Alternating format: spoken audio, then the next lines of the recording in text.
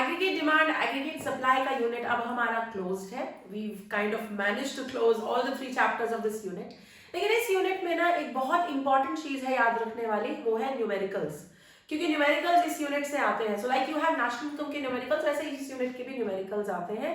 और आज की वीडियो डेडिकेटेड है to numericals of this unit. कौन से फॉर्मूले यूज करने हैं, किस किस टाइप के क्वेश्चंस हैं, and how to solve them. This is what we are going to be doing in this video. So watch this video till the end. Okay, welcome everyone. You guys are watching macroeconomics series for standard 12th and all those people who are watching macroeconomics right now. All right. Like I said, numerical video है. तो सबसे पहले हम list बना लेते हैं वो वाले फॉर्मूलाज की जो इन सारे चैप्टर्स में है और जो आ सकते हैं. सो आई हैव क्रिएटेड मोटे मोटे तौर पे देयर आर 7 फॉर्मूलाज. एक दो और भी है छोटे वाले, वो भी लिख लेंगे. द बेस फॉर्मूला है सबसे पहले कंजम्पशन का formula. Consumption function is C is equal to C bar plus B bar. अब देखो ये फॉर्मूला क्या बताता है, total consumption. Total consumption C है. C bar autonomous consumption, consumption at zero level of income. B stands for MPC and Y stands for income. तो ये MPC है और ये income है. तो कहने का मतलब है जो टोटल कंजम्पशन है वो अगर आप ऑटोनॉमस कंजम्पशन, MPC और इनकम की जोड़ तोड़ करें आपको मिल जाएगा. Where will you use this formula? जहां भी क्वेश्चन में कंजम्पशन निकालनी है या क्वेश्चन में कंजम्पशन फंक्शन गिवन है, कई बार the questions will have consumption function given, then you should know कि जो आपको कंजम्पशन फंक्शन मिला है ना वो basically C bar plus MPC plus income है. तो आप उसको अकॉर्डिंगली यूज कर सकते हैं. दूसरा फॉर्मूला जो हम यूज करेंगे वो है सेविंग फंक्शन. सेविंग फंक्शन को हम दो तरीके से कर सकते हैं. One is minus C bar plus 1 minus BY. Minus C बार इसलिए क्योंकि जितनी ऑटोनॉमस कंजम्पशन होती है उतनी डिस सेविंग होती है. तो अगर 100 की C बार है तो सेविंग फंक्शन में पहले डिस सेविंग्स दिखानी होती है, वो भी 100 की होंगी. तो या तो मैं इसको माइनस C बार करके लिख लूं. मान लो तुम्हें क्वेश्चन में सेविंग नहीं गिवन, कंजम्पशन गिवन है ऑटोनॉमस कंजम्पशन. तो बच्चे फंस जाते हैं कि अब ऑटोनॉमस कंजम्पशन है सेविंग फंक्शन में कैसे लगाएं. भाई जो ऑटोनॉमस कंजम्पशन होगा उसी का एग्जैक्ट नेगेटिव, उतनी ही एग्जैक्ट डिस सेविंग होगी. तो आप उसको माइनस C बार करके भी लगा सकते हैं. 1 minus B MPC plus MPS is equal to 1. MPC को हम B बोलते हैं और MPS क्या हुआ फिर 1 माइनस B. तो यही 1 माइनस B हमने यहां लगा दिया. तो 1 माइनस B का मतलब है MPS, B का मतलब MPC, 1 माइनस B का मतलब MPS. ये बातें पता होनी चाहिए तभी आप क्वेश्चंस में सेटल कर पाते हैं. And Y stands for income. तो सेविंग फंक्शन या तो minus C bar plus 1 minus BY से कर लो या फिर माइनस S सीधा डिस सेविंग लगा के प्लस 1 माइनस BY से कर लो. सेविंग फंक्शन कहाँ काम आएगा, अगेन या तो सेविंग निकालनी है क्वेश्चन में या फिर सेविंग फंक्शन गिवन है उससे आगे इक्विलिब्रियम क्वेश्चंस निकालने हैं. याद रखने वाली बात, B is MPC, 1 minus B is MPS, MPC और MPS इज इक्वल टू 1. यहां तक. अब चलते हैं आगे. ABC और APS is always equal to 1. भाई C प्लस S इनकम है ना तो वो इक्वल टू 1 ही होगा. MPC और MPS भी इक्वल टू 1 है. K is multiplier. ये सेकंड यूनिट, सेकंड चैप्टर था इस यूनिट का, उसमें था. मल्टीप्लायर का फॉर्मूला है change of Y by change of I, जहां पे Y is income, I is investment. Multiplier का MP से डायरेक्ट रिलेशनशिप है. K is equal to 1 upon 1 minus MPC. 7 हमने बोला MPS marginal propensity to save के साथ मल्टीप्लायर का इनवर्स रिलेशनशिप है. मतलब MPC बढ़ेगी तो मल्टीप्लायर भी बढ़ेगा, MPS बढ़ेगा, सेविंग बढ़ेगी तो मल्टीप्लायर इकोनॉमी में कम हो जाएगा. ये फॉर्मूला है. इसके अलावा एक छोटे मोटे तौर पे MPC का फॉर्मूला आपको पता होना चाहिए, change of C bye change of Y.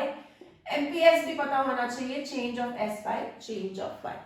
अब जितने इस अगर यूनिट से क्वेश्चन आया तो 4 या 5 नंबर का होगा. It's called a low hanging fruit because it's a very easy question. और अगर आएगा तो यही सारे फॉर्मूलों की जोड़ तोड़ से वो क्वेश्चन निकलेगा. ठीक है. आज चलते हैं टाइप ऑफ न्यूमेरिकल्स पे. पहला जो टाइप न्यूमेरिकल का जो बहुत क्वाइट ऑफन आता है एग्जाम में, it's equilibrium type of question, which means कहीं ना कहीं क्वेश्चन में consumption function, saving function given है और आपको बोला जा रहा है कि इक्विलिब्रियम लेवल ऑफ इनकम निकालो, इक्विलिब्रियम लेवल ऑफ कंजम्पशन निकालो, इक्विलिब्रियम लेवल ऑफ सेविंग निकालो, इन्वेस्टमेंट निकालो. टेंशन नहीं लेना. इक्विलिब्रियम वर्ड अगर आ गया कहीं पर भी तो मैं तुम्हें स्ट्रैटेजी बता रही हूँ. टिप नंबर 1, स्टार्टिंग पॉइंट, शुरुआत यहां से करनी है, फिर उसके बाद सोचना. शुरुआत है या तो AD AS से शुरुआत करो या S is equal to I से शुरुआत करो, मतलब न्यूमेरिकल सॉल्व करना शुरू करोगे ना, तो स्टेप नंबर 1 अगर क्वेश्चन में इक्विलिब्रियम वर्ड आ रहा है तो step number 1 saving is equal to I लिख लो या फिर AD is equal to AS लिख लो, डिपेंडिंग ऑन तुम्हें क्वेश्चन में क्या गिवन है, ठीक है। स्टेप नंबर 2 अगर तुमने ये उठाया AD is equal to AS तो AD को ना एक्सपैंड कर लो। AD को कैसे एक्सपैंड करते हैं, AD के दो कंपोनेंट्स हैं टू सेक्टर मॉडल में C प्लस I और AS को हम Y बोलते हैं, ठीक है। स्टेप नंबर 3 C को एक्सपैंड करो, कंजम्पशन फंक्शन लगाओ C bar plus BY plus I रखो इक्वल टू Y करो। ये बहुत सीधी सी बात है, इनमें से कुछ मैक्सिमम चीजें गिवन होती है, एक निकालनी होती है, आंसर निकल आता है। तो मैंने क्या कहा, अगर इक्विलिब्रियम क्वेश्चन है, total equilibrium level of income निकालो, इक्विलिब्रियम लेवल ऑफ सेविंग निकालो, कंजम्पशन निकालो, अगर ये टाइप का क्वेश्चन है, स्टेप नंबर 1 या तो AD is equal to AS से शुरू करो या saving is equal to investment से शुरू करो, depending on what data you have. अगर AD is equal to AS लेते हो तो AD को एक्सपैंड करना है C plus I, step number 2 ये है। AS को Y रखेंगे क्योंकि AS का दूसरा नाम Y भी है, फिर C को एक्सपैंड करेंगे कंजम्पशन फंक्शन लगा के C bar plus BY, I को वही रहने देंगे एंड दिस इज हाउ तुम्हारा क्वेश्चन निकल जाएगा। वर्सेस दैट अगर saving is equal to investment वाला अप्रोच ले रहे हो तो और भी आसान है, सेविंग को इलैबोरेट करो, minus S plus 1 minus BY, saving function लगा दो, S is equal to I है ना, तो सेविंग को इलैबोरेट करो और I को रखो, पॉपुलेट करो और आंसर निकालो। क्लियर है, समझ में आ गया, यहां तक क्लियर है। तो मैंने क्या कहा, इक्विलिब्रियम क्वेश्चन है तो step number 1 AD is equal to AS, S is equal to I, AD is equal to AS है तो स्टेप्स फॉलो करो, S is equal to I है तो स्टेप्स फॉलो करो। अब एक सैंपल न्यूमेरिकल करके देखते हैं, तुम्हें समझ में आ जाएगा। Let's solve a numerical, we will understand it. हमारा एक क्वेश्चन है, रुको, let me solve this question. So the question is saying consumption function given है क्वेश्चन में, हमें 150 प्लस 0.6y और हमें इनकम एंड इन्वेस्टमेंट एक्सपेंडिचर, हमें इन्वेस्टमेंट एक्सपेंडिचर गिवन है 2000, ठीक है, और हमें बोला जा रहा है कि आप calculate equilibrium level of national income, यानी आपको Y कैलकुलेट करने को बोल रहे हैं। जब भी इनकम, नेशनल इनकम बोलते हैं तो मतलब Y कैलकुलेट करने को बोल रहे हैं, और कह रहे हैं जी कंजम्पशन निकालो at equilibrium level, again equilibrium word आ गया, और फिर बोल रहे हैं सेविंग भी निकाल लो एट इक्विलिब्रियम लेवल। अब मैंने क्या कहा, first type of question equilibrium question, तो step number 1 AD is equal to AS ले लेती हूँ क्योंकि कंजम्पशन फंक्शन गिवन है मुझे, AD C plus I is equal to Y, C को ले लेती हूँ, कंजम्पशन फंक्शन एक्सपैंड करना है, मुझे गिवन है तो 150 प्लस 0.6y, ये तो मुझे गिवन ही है, I मुझे 2000 गिवन है, Y निकालना है, सॉल्व कर लेते हैं। So this is going to be 2150 plus 0.6y is equal to y, यानी 2150 is equal to 0.6 y minus 0.6y, और इसका जो आंसर निकल कर आ रहा है वो है so y is equal to 5375। ठीक है, तुम्हारा काम हो गया ना। तुम्हें कंजम्पशन फंक्शन गिवन था, आई गिवन था, इक्विलिब्रियम था, मैंने स्टेप नंबर 1 लगाया, स्टेप नंबर 2 लगाया, पहला क्वेश्चन निकाल दिया, national level income equilibrium level की आ गई। अब कह रहे हैं कंजम्पशन निकालो, कोई दिक्कत ही नहीं है, कंजम्पशन फंक्शन में डाल दो, कंजम्पशन ही निकालने को बोला है ना, y तुम्हारे पास था नहीं, अब तुम्हारे पास y आ गया। कंजम्पशन फंक्शन कंजम्पशन निकालने में हेल्प करता है, पॉपुलेट कर लो, तो c is equal to 150 plus 0.65375, क्यों? क्योंकि अपने पास इनकम आ चुकी है, हमारे पास कंजम्पशन का आंसर आ जाएगा। एक बार हमारे पास कंजम्पशन आ गई, दिस इज 3375, ये आ गई तुम्हारी कंजम्पशन। और जब अब कंजम्पशन आ गई है, अब तुमने निकालनी है सेविंग, सेविंग तो और भी आसान है। अब देखो सीधा सा फंडा है, तुमने इनकम निकाली, इनकम से कंजम्पशन निकाला। सेविंग क्या होती है? इनकम को इंसान या तो कंज्यूम कर सकता है या सेव कर सकता है, इसीलिए C plus S is equal to Y होता है। अब C भी पता है, Y भी पता है, तो S तो निकाल ही सकते हो ना।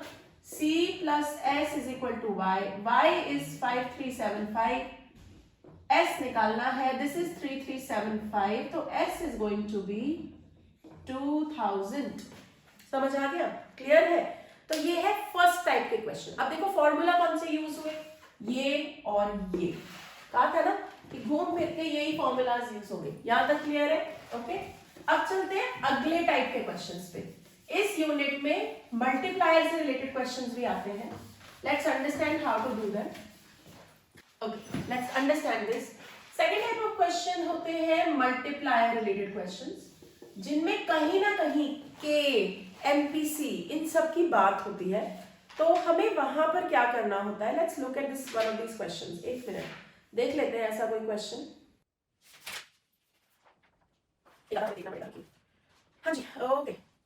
क्वेश्चन कह रहा है कि इकोनॉमी में इंक्रीज हुई investment by 1100 and as a result of it increase हुई income by 5500. अगर MPS 25% है तो इंक्रीज इन इनकम कितना होता.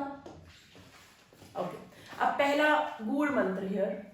अगर क्वेश्चन में कहीं ना कहीं increase in investment, increase in income, investment भी है, इनकम भी है, इंक्रीज है या डिक्रीज है या चेंज है, तो मतलब घूम फिर के बात मल्टीप्लायर की हो रही है. क्योंकि मल्टीप्लायर के फॉर्मूला में ना ये फॉर्मूला है, देखो, change of y by change of i.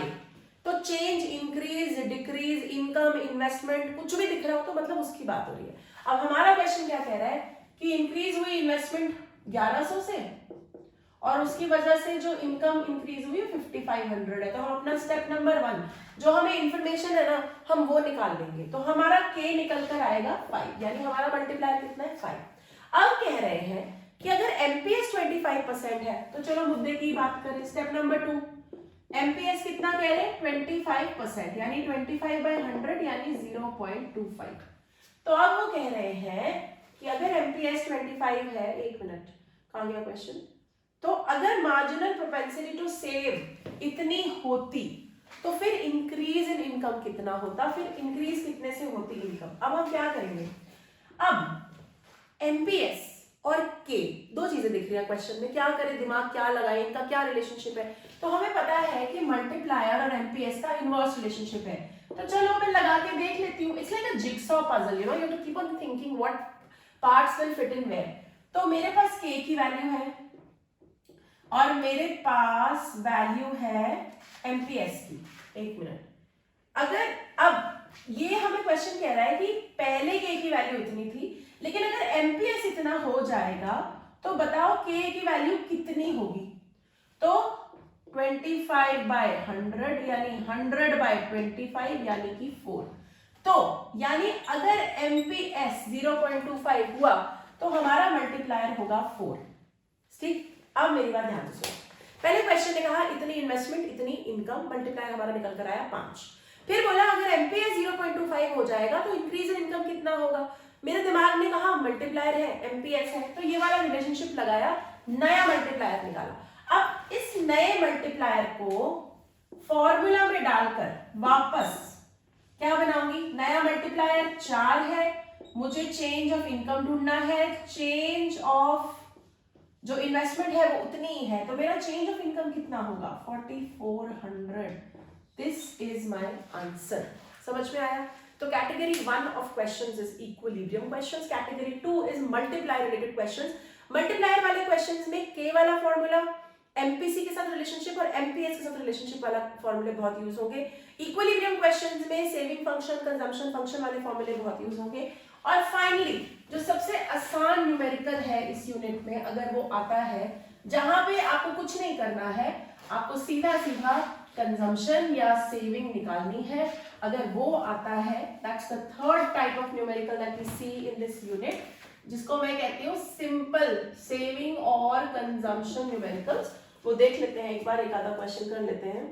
आपको बोला गया है कि बताओ कंजम्पशन कितनी होगी. What will be the consumption if autonomous consumption is 100 and MPS is 0.7 and income is 1000. मतलब एकदम सिंपल सा क्वेश्चन, सब कुछ दे दिया और पूछ लिया कंजम्पशन कितना है, सेविंग कितनी है। तो कंजम्पशन निकालनी है तो हमेशा कंजम्पशन फंक्शन लगाओ। सी बार ऑटोनॉमस गिवन है, बी एमपीसी होता है, लेकिन मुझे एमपीएस गिवन है। अब एमपीसी और एमपीएस इज 1, तो अगर एमपीएस 0.7 है तो MPS is going to be 0.3 और इनकम हमारी 1000 है, तो यानी हमारी कंजम्पशन कितनी है, look at this, it's going to be 400। मान लो इसी क्वेश्चन में कहते हैं सेविंग भी निकाल लो, तो निकाल लो भाई, सेविंग फंक्शन लगाओ, 1 माइनस बी वाई, सेविंग जितनी ऑटोनॉमस कंजम्पशन है उतनी ही डिस सेविंग्स है, उतनी हमने माइनस एस की वैल्यू -100 लगा दी। 1 माइनस बी का मतलब एमपीएस, एमपीएस मुझे गिवन है 0.7 और y कितना है 1000, तो निकल आएगा। आप ऐसे भी निकाल सकते हैं सेविंग, या alternatively since you have income you have consumption, तो आप उनको माइनस करके भी सेविंग निकाल सकते हैं, ठीक है। तो देखो यही 3 टाइप के न्यूमेरिकल्स इस यूनिट में आते हैं, लेकिन कम से कम 30 to 40 न्यूमेरिकल्स की प्रैक्टिस जरूर खींचना before you go for exam, so that you know you are absolutely clear with these numericals. And सबसे बड़ी बात है यार, 4 and 5 markers so easily you can get them, so work hard towards it. I hope यहाँ पे कोई भी concept clear, मतलब कोई भी दिक्कत नहीं है, concepts clear है। अगर कोई doubt है तो comment section में जरूर leave करना, okay?